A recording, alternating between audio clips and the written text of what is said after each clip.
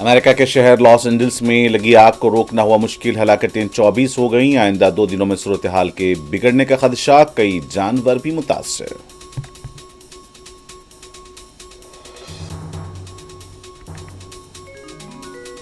संभल police के CEO अनुज चौधरी के खिलाफ तहकीकात का आगाज, ड्यूटी के दौरान मजहबी तकारीब में शिरकत करने पर कार्रवाई।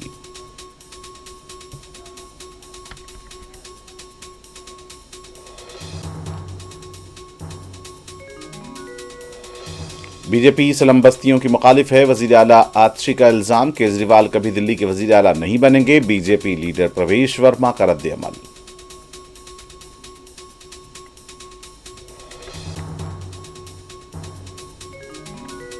महाकुंभ 2025 का आगाज 45 दिनों तक चलेगा। अब तक 60 लाख लोगों ने लगाई डुबकी, पुलिस का वसीतर बंदोबस्त।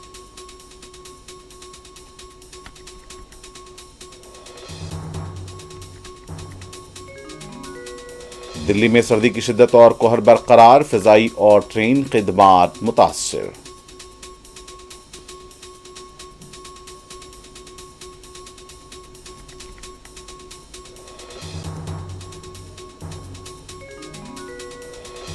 नासिक मुंबई हाईवे फ्लाईओवर पर टेम्पो और ट्रक के दरमियान तसादुम, 6 अफराद हलाक, 5 जख्मी।